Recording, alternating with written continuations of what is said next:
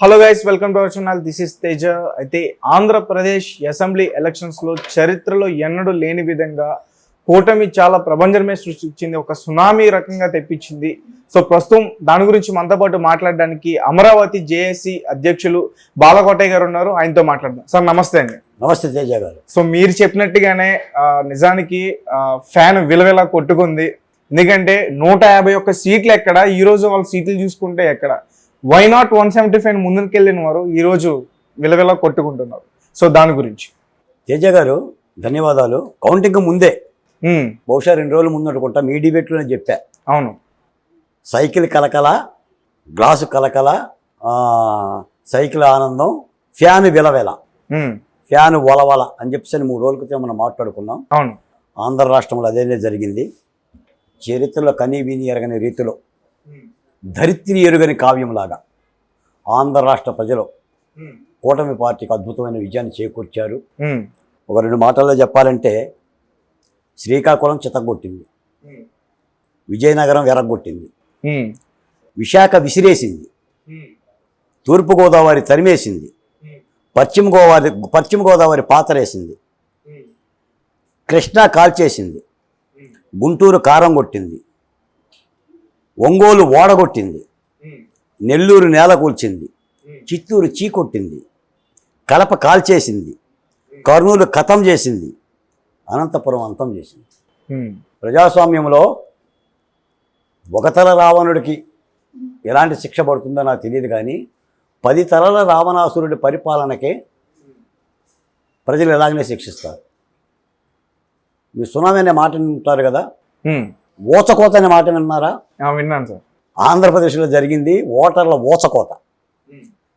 151 మంది బలం కలిగిన జగన్మోహన్ రెడ్డి గారికి 11-12 స్థానాలతో సత్కరించారు. ముఖ్యమంత్రి గారు కూడా కన్నీరే తక్కువ పెట్టుకున్నాడు ఆయన ఆల్రెడీ. ఎందుకంటే సాక్షాత్ అసెంబ్లీలో భువనేశ్వరి దేవిని తోలనాడినప్పుడు చంద్రబాబు నాయుడు గారి కంట ఏ కన్నీరైతే చూశామో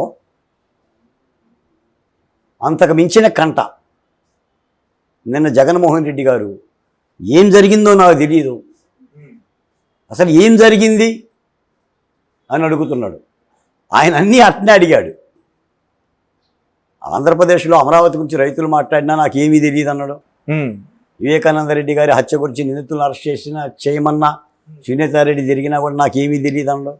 లేంటి నాలాంటి బహుజన కులాల నాయకుడు ఇటువంటి 2 కండువాలు, ఆకుపచ్చని కండువా, ఈ బ్లూ కండువా వేసుకొని దళితుల మీద జరుగుతున్న రాష్ట్రీయాల గురించి మాట్లాడినా నాకేమీ తెలియదు అన్నాడు. ఆయన అన్నాడు, ఆయన మంత్రులు అన్నారు, ఆయన అధికార ప్రతినిధులు అన్నారు.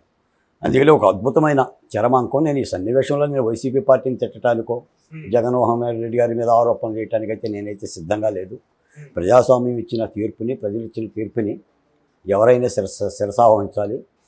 నాకు తెలిసి ఇదే హైదరాబాద్లో నేను ఎప్పుడు డిబేట్లకు వచ్చినా, టీవీ ఛానల్లో మాట్లాడినా చాలామంది అనేవాళ్ళు సేవ్ ఆంధ్రప్రదేశ్ కాదు బాలకోటయ్య, స్లేవ్ ఆంధ్రప్రదేశ్ అని చెప్పి అనేవాళ్ళు. మీరు బానిసలు. జగన్మోహన్ రెడ్డి గారి దగ్గర ఎస్సీలు, ఎస్టీలు, బీసీలు ఆయన ఇస్తున్న డబ్బులకి బానిసల్లాగా పడి ఉన్నారు, మీలో చైతన్యం లేదు అని చెప్పేసి అన్నారు. ఆంధ్ర రాష్ట్ర ప్రజలు చైతన్యం చేసి చూపించారు. నాడు కూడా నేను చెప్పాను, కర్ణాటకలో మార్పు మొదలైంది, అది తెలంగాణలోకి ఎంటర్ అయింది, తెలంగాణ నుంచి ఆంధ్రప్రదేశ్లోకి ఎంటర్ అవుతుంది, ఆంధ్రదేశంలో బేభత్సం వస్తుంది అని చెప్పేసి. ఆ బేభత్స కారణంలో ఒక అద్భుతమైన విజయాన్ని సాధించాం. చంద్రబాబు నాయుడు గారి 40 ఏళ్ల రాజకీయ చరిష్మాలో అద్భుతమైన గిఫ్ట్, ప్రజాస్వామ్య ఓటర్లు ఇచ్చిన ఒక అద్భుతమైన గిఫ్ట్ ఇచ్చారు. దాదాపుగా పవన్ కళ్యాణ్ గారు పోటీ చేసిన 21 స్థానాలకు 21 స్థానాలు. గత ఎన్నికల్లో ఆయన గెలవలేదు, గెలిచిన ఒక్క సీటు కూడా లాగేసుకున్నారు. అలాంటి వ్యక్తి 21కి 21 గెలిచి క్లీన్ స్వీప్ చేశారంటే నిజానికి చాలా. ఇక్కడ పవన్ కళ్యాణ్ గారి గురించి ఒక ప్రత్యేకంగా చెప్పొచ్చండి. ఆయన మీద జరిగిన వ్యక్తిత్వ హననం అంతా ఇంత కాదు.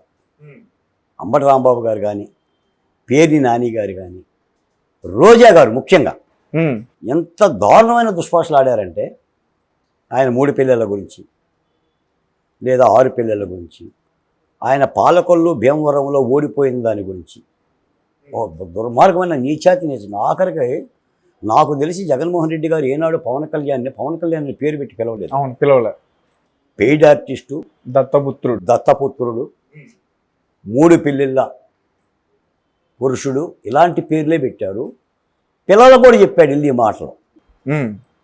దానికి ప్రతీకారంగా పవన్ కళ్యాణ్ ఒకే మాట అన్నాడు, వామనుడు బలిచక్రవర్తిని పాతాళానికి దొక్కినట్టుగా జగన్ రెడ్డి తొక్కేస్తా అన్నాడు. తొక్కేశాడు. అదా పాతాళాన్ని తొక్కేస్తా అన్నాడు. బహుశా పాతాళానికి కంచులు కూడా పోయి ఉంటాడు. అది నిన్న జగన్మోహన్ రెడ్డి గారి మోములోనే కనిపించింది. దాదాపుగా కన్నీళ్ళే పెట్టలేదు, కానీ కన్నీళ్ళు పెట్టినంత పర్యవసానం అయ్యింది. ఎందుకంటే మేము ప్రజాస్వామ్యాన్ని నమ్ముకున్న వ్యక్తులం కాబట్టి ప్రజాస్వామ్యంలో తీర్పులు ఎలాగనే ఉంటాయి. మనం గెలిచామని చెప్పి వెర్రవీగితే, మనకేదో బలం ఇచ్చారని చెప్పేసి నెత్తిన 2 కొమ్ములు ఉన్నాయని చెప్పేసి అని ఎవరిన బొడితే వాడిని బొడుద్దాం పోట్ల గిత్తలాగా అని చెప్పేసి అంటే ఆ 2 కొమ్ములు ఓడబీగుతారు. అందుకని ఆంధ్రప్రదేశ్లో వచ్చిన ఈ విజయం, అది రాజధాని అమరావతి మహిళల విజయం, విశాఖ ఉక్కు కార్మికుల పోరాట విజయం, అంగన్వాడీ టీచర్ల విజయం, ఆశా వర్కర్ల విజయం, భవన నిర్మాణ కార్మికుల విజయం, గుత్తేదారుల విజయం, ఆఖరికి సమస్త కులాలు, సమస్త సమ్మేళనాలు ఒక అణచివేతకి, ఒక అరాచకానికి వ్యతిరేకంగా ఇచ్చిన తీర్పుగా నేను భావిస్తున్నాను. ఈ విజయాన్ని కూడా మా డాక్టర్ సుధాకర్ దగ్గర నుంచి డ్రైవర్ సుబ్రహ్మణ్యం, అబ్దుల్ సలాం, వజీరా, నంద్యాల నాగమ్మ, పులివెందుల మహాలక్ష్మి, అంగన్వాడీ నౌకానమ్మ, 10 ఏళ్ల అమర్నాథ్, మా చెరలో చనిపోయిన పీకకోసి చంపిన చంద్రయ్య, వీళ్ళ యొక్క ఆత్మలకి అంకితం ఇవ్వాలి. ఇదొక అరాచక పరిపాలనకు సంబంధించిన ప్రజలు ఇచ్చిన తీర్పు. పాపిష్టి ప్రభుత్వాలనే, ఫాసిస్టు ప్రభుత్వాలనే ప్రజలు క్షమించరండి అనేది చరిత్ర మరోసారి రుజువు చేసింది. ఈ సందర్భంగా ఆంధ్రులు ఈ రోజున దేశవ్యాప్తంగా ఈ తీర్పు పట్ల తెలుగు యొక్క బిడ్డ చైతన్యాన్ని కూడా కీర్తిస్తున్న సందర్భం ఉంది. ఇక రాష్ట్రానికి మంచి జరుగుతుందని భావిస్తున్నాం. మీకు ముందే చెప్పాను నేను, శిశిరం పోయే కాలం వచ్చింది, అంటే ఆకులు రాలే కాలం వచ్చింది, వసంతం పూసే కాలం వచ్చిందని కూడా మీకు ఎన్నో చెప్పాను. నేను ఎంతసేపు మాట్లాడినా దీని గురించి మాట్లాడగలను. నెర్రలిచ్చిన నేలలో వాన చినుకు పడ్డట్టు, మోడువారిన చెట్టుకి చిగురించినట్టు ప్రజాస్వామ్యం లేని ఆంధ్రప్రదేశ్లో ప్రజాస్వామ్యం పుష్పించింది, వికసించింది. కాబట్టి అమరావతి అజేయంగా నిలబడుతుంది, రాజధాని నిలబడుతుంది, ఆత్మగౌరవం నిలబడుతుంది, లేదా ప్రజాస్వామ్యం వర్ధిల్లుతుంది. ఈ విజయాన్ని సర్వదా అందరూ కూడా దీన్ని హర్షించాలి. కాబట్టి ఈ సందర్భంగా రాజకీయ పార్టీలతో పాటు ఆయా సామాజిక కులాలకి, ఓటర్లకు ముఖ్యంగా మీకు మెజార్టీలు కూడా గమనించారో లేదో, చాలా అద్భుతమైన మెజార్టీలు. అవును, ప్రతి ప్లేస్లో కూడా ఎవరు ఊహించని 80,000, 90,000, 91,000 ఏ లొకేషన్ అయితే అవమానపరిచారో ఆ లోకేష్ అదే మంగళగిరిలో పట్టుబట్టి నిలబెట్టి 90,000 పైసలకు మెజార్టీ. ఏ తాటికొండ అమరావతిలో వైసీపీ గెలిచిందో రాజధాని ఉన్న నియోజకవర్గంలోనే గెలిపించుకోలేకపోయా వారకోటయ్య అని చెప్పి పరాచకాలు ఆడారు. అదే తాటికొండలో అద్భుతమైన విజయం. ఎక్కడా దగ్గర ఎంపీలు అయితే లక్షలు, 3 లక్షలు, 4 లక్షలు, ఒక అద్భుతమైన విజయం. అంటే ఓటర్లు మొత్తం కూడా ఒక సైడ్గా వచ్చేసేసి జగన్మోహన్ రెడ్డి గారికి వ్యతిరేకంగానే ఓటేశారు. నేను ఒక్క మాటలో చెప్పాలంటే ఆంధ్రప్రదేశ్లో మార్పు వచ్చింది అని అనటం కంటే జగన్మోహన్ రెడ్డి గారిని శిక్షించారు ఓటర్లు అని అనటం మంచిది. రైట్. అయితే మరి మీరు ముందే ఊహించారా ఇంత కూటమికి ఇంత జనం ఈ రకంగా ఓట్లేస్తారు, ఇంత ఘన విజయంతో గెలిపిస్తారని ఊహించారా మీరు? మీటి పెట్టుబడి చెప్పాను కదా నేను, తేజ గారు. ఇప్పుడు రైతుకు వర్షం ఎప్పుడు వస్తుందో చెప్పనక్కర్లా. ఆకాశంలో వర్షం కూడా ఉంటుంది, అంటే ఇంద్రధనుసు. ఆ ఇంద్రధనుసుని బట్టి రైతు చెప్తారు. అలా నేను కూటమి అధికారంలోకి వస్తుందని చెప్పేసి ముందే చెప్పాను. కాకపోతే ఇంత బీభత్సంగా వస్తుందని చెప్పేసి అంచనా వేయలేకపోవచ్చు. నాకు తెలిసి టోటల్గా ఆల్ సర్వే సంస్థలు, ఆల్ సెఫాలజిస్టులు అందరూ కూడా మూలన పడ్డారు, ఫెయిల్యూర్ అయ్యారు అంచనాల్లో. ఒక్క కేకేనే హీరో అయ్యాడు. ఆరా మస్తాన్ కాస్త పోరా మస్తాన్ అయిపోయాడు. కాబట్టి కేంద్ర ఎన్నికల్లో కూడా, కేంద్రంలో ఉన్న ఎన్నికల్లో కూడా సెఫాలజిస్టులు కానీ సర్వే సంస్థలు కానీ ఎంతైతే ఊహించాలి అటు కాంగ్రెస్ పార్టీకి కూడా. నాకు తెలిసింది ఒక మాట ఏంటంటే, అక్కడ కేంద్రంలో మోడీ గారికేమో దేశవ్యాప్తంగా ఓటర్లు హెచ్చరిక చేశారు, జాగ్రత్త మోడీ అని. ఆంధ్రప్రదేశ్లోనేమో చావగొట్టి చెవులు మూశారు. Right sir. అలాగే ఇప్పుడు చంద్రబాబు నాయుడు గారు గతంలో చూసాము, ఎన్డీఏలో నుంచి బయటకు వచ్చేసిన తర్వాత చాలా రకరకాలుగా ఆయన్ని విమర్శించారు. దాని తర్వాత ఎన్డీఏలోకి వెళ్ళినప్పుడు కూడా విమర్శించారు. అయితే ఇప్పుడు ఆయన వైపు డైరెక్ట్గా మోదీ గారు చూసినట్టు మనం ఈరోజు చూస్తున్నాం. ఎందుకంటే ఈయన గెలుచుకున్న 15 ఎంపీ సీట్లు కూడా చాలా కీలకం, చాలా కీలలు పోషిస్తున్నారని చెప్పేసి అంటున్నారు. సో ఇప్పుడు ఆయనకి ఇండియా కూటమి దగ్గర నుంచి కూడా చాలా కాల్స్ వస్తున్నాయి, అలాగే ఎన్డీఏ నుంచి కూడా చాలా కాల్స్ వస్తున్నాయి. ఇప్పుడు ఆయన ఎటువైపు ఉంటారో ఏంటి అనేది చాలా మంది కూడా ఆసక్తికరంగా ఎదురు చూస్తున్నారు. దాని గురించి చంద్రబాబు నాయుడు గారికి ఆంధ్రప్రదేశ్ ఓటర్లో 2 వరాలు ఇచ్చారు. ఒకటేమో ఆంధ్రప్రదేశ్లో ముఖ్యమంత్రి వరం, 2 కేంద్రంలో 4వ పెద్ద పార్టీగా వరం. ఇప్పుడు కేంద్ర ప్రభుత్వంలో ఎన్డీఏలో చంద్రబాబు నాయుడు గారికి కీలక పాత్ర.